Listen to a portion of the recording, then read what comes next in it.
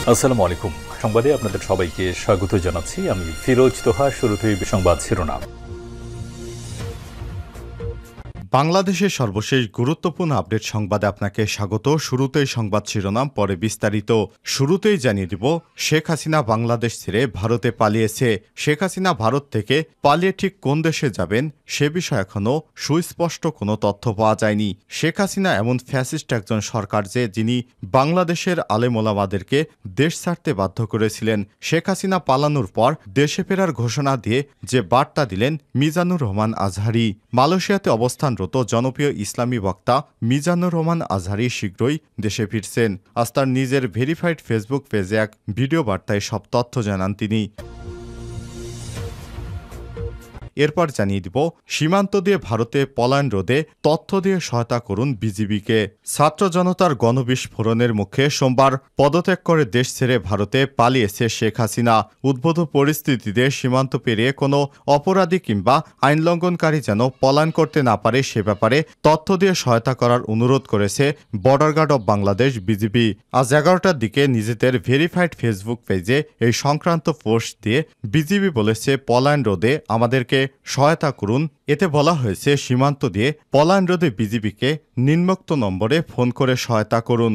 নাম্বারগুলো হচ্ছে 01-769-6006 এবং 01-769-620-954। এদিকে তোপের মুখে পদত্যাগ করলেন কেন্দ্রীয় ব্যাংকের ডেপুটি গভর্নর সহ 6 শীর্ষ কর্মকর্তা। এতদিন বাংলাদেশ ব্যাংকে বসে শেখ হাসিনা দালালি করার কারণে দেশজুড়ে নানা সংকট তৈরি করেছে সব ব্যাংকের কর্মকর্তারা। তারা বাংলাদেশের সাধারণ জনগণের টাকা দিয়ে অবৈধ সরকারকে সহায়তা করেছে। এরই ধারাবাহিকতায় শেখ হাসিনা পলানোর পরই এই ব্যাংক কর্মকর্তাদেরকে পদত্যাগে বাধ্য করেছে তার সহকর্মীরা। জানিয়ে দিব, দেখার অপেক্ষায় আছি ডক্টর ইউনূস কিভাবে দেশ পরিচালনা করেন, বললেন শেখ হাসিনার ছেলে সজীব ওয়াজেদ জয়।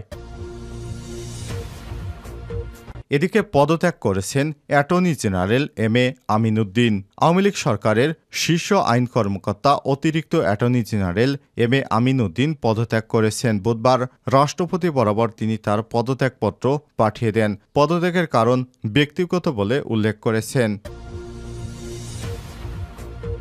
এবং সর্বশেষ জানিয়ে দিব, সালাউদ্দিনের পদত্যাগের দাবিতে 24 ঘন্টার আলটিমেটাম। শেখ হাসিনা সরকারের ক্রীড়াঙ্গনে প্রশাসক পদে রদবদলের দাবি তুলেছে দেশের ক্রীড়ামোদীরা। এরই ধারাবাহিকতায় বাংলাদেশ ফুটবল ফেডারেশন বাফুফের সভাপতি কাজী সালাউদ্দিন, সহসভাপতি আব্দুল সালাম মুর্শেদি এবং নারিউংয়ের প্রধান মাহফুজা আক্তার কিরণের পদত্যাগের দাবি করেছে বাংলাদেশ ফুটবল আল্ট্রাস নামে সমর্থকদের একটি সংগঠন। বাফুফে ভবন ঘেরাও করে নিয়ে এই 24 ঘন্টার আলটিমেটাম দিয়েছেন তারা।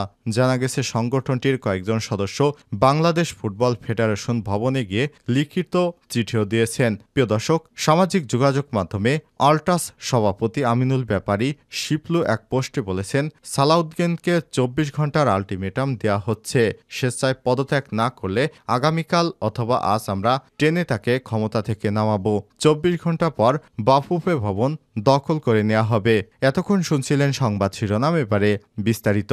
তবে তার আগে বন্ধুরা, কমেন্ট করে জানিয়ে দিন আপনি বিশ্বের কোন দেশ থেকে আমাদের সংবাদটি দেখছেন এবং শুনছেন।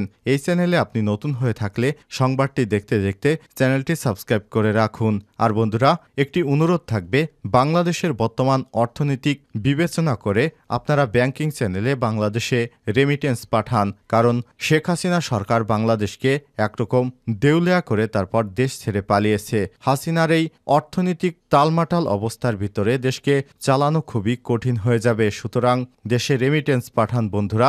আর সংবাদটিতে একটি লাইক দিয়ে আমাদের সঙ্গেই থাকুন। এবারে বিস্তারিত। দেশে ফেরার ঘোষণা দিয়ে যে বার্তা দিলেন মিজানুর রহমান আজহারি। মালয়েশিয়ায় অবস্থানরত জনপ্রিয় ইসলামী বক্তা মিজানুর রহমান আজহারি শীঘ্রই বাংলাদেশে ফিরছেন। মঙ্গলবার নিজের ভেরিফাইড ফেসবুক পেজে এক ভিডিও বার্তায় সব তথ্য জানান তিনি। আজহারি বলেন, অনেকে আমাকে মেসেজ করে ব্যক্তিগতভাবে ফোন করে জানতে চেয়েছেন আমি কবে দেশে ফিরব। আমি তাদের বলতে চাই আমি দ্রুতই দেশে ফিরব। আপনাদের সঙ্গে দেখা করার অপেক্ষাতে রয়েছে আমি নিজেও। শীঘ্রই সাম্য, মানবিকতা, স্বাধীন বাংলাদেশে আমি আপনাদের সঙ্গে সাক্ষাৎ করতে চাই। এ সময় তিনি বলেন, তাজা রক্তের মাধ্যমে যারা আন্দোলনকে সফল করেছেন সেই শহীদদের শ্রদ্ধাভরে স্মরণ করছি এবং রুহের মাগফিরাত কামনা করছি। আহতদের দ্রুত সুস্থতা কামনা করছি। বৈষম্যবিরোধী ছাত্র আন্দোলনে যারা নেতৃত্ব দিয়েছেন এবং এখনও কষ্ট করে যাচ্ছেন তাদের শুভেচ্ছা জানাই। আন্দোলন সফলের পর দেশে যেসব পরিস্থিতি তৈরি হয়েছে এ নিয়ে সবাইকে সচেতন হওয়ার আহ্বান জানিয়েছেন তিনি বলেছেন, দায়িত্বশীল আচরণ করতে পারলেই সঠিকভাবে বিজয় উদযাপন হবে। এ সময় সংখ্যালঘুদের প্রতি অন্যায় না করারও আহ্বান জানান তিনি। সীমান্ত দিয়ে পালায়ন রোধে তথ্য দিয়ে সহায়তা করুন বিজিবিকে। ছাত্র জনতার গণবিস্ফোরণের মুখে সোমবার পদত্যাগ করে দেশ ছেড়ে ভারতে পালিয়েছে শেখ হাসিনা। উদ্ভূত পরিস্থিতিতে সীমান্ত পেরিয়ে কোনো অপরাধী কিংবা আইন লঙ্ঘনকারী যেন পলায়ন করতে না পারে সে ব্যাপারে তথ্য দিয়ে সহায়তার অনুরোধ করেছে border guard of Bangladesh BGB. বুধবার সকাল 11টার দিকে নিজেদের ভেরিফাইড ফেসবুক পেজে সংক্রান্ত পোস্ট দিয়েছে বিজিবি। এতে বলা হয়েছে, সীমান্ত দিয়ে পলায়ন রোধে বিজিবিকে তথ্য দিয়ে সহায়তা করুন। যোগাযোগ নাম্বার হচ্ছে 017696006। আমি আবারও বলছি 017696006 এবং আরেকটি নাম্বার হচ্ছে 01769620954 01769620954। এছাড়া আরেক পোস্টে বিজিবি জানিয়েছে, অবৈধভাবে সীমান্ত অতিক্রম রোধে নিরাপত্তা জোরদার করা হয়েছে। এদিকে গতকাল মঙ্গলবার দেশ ছাড়ার সময় হজরত শাহজালাল আন্তর্জাতিক বিমানবন্দরে আটক হয়েছে সাবেক ডাক টেলিযোগাযোগ এবং তথ্য প্রযুক্তি প্রতিমন্ত্রী জুনায়েদ আহমেদ পলক। জুনায়েদ আহমেদ পলক সবসময় শেখ হাসিনার চাটুকার এবং দালাল ছিলেন। মাঝে মাঝেই সরকারের বিরুদ্ধে একটু আন্দোলন হলেই তিনি ইন্টারনেট অফ করে দিতেন, যাতে করে আন্দোলনকারীরা যোগাযোগ করতে না পারে। এই আইসিটি প্রতিমন্ত্রী জুনায়েদ আহমেদ পলক তিনি কোটি কোটি টাকা বিদেশে পাচার করেছেন। তিনি আইসিটি মন্ত্রী থাকা এবং শেখ হাসিনার ছেলে সজীব ওয়াজেদ জয়ের সাথে সম্পর্ক ভালো থাকার কারণে টাকা পাচার করলেও তাকে কেউ ধরাছোঁয়ার বাইরে রাখত। তার ব্যাপারে কোনো গণমাধ্যমে কখনোই কোনো নিউজ আসত না, বরঞ্চ এত ক্ষমতা তার কোথায় গেল।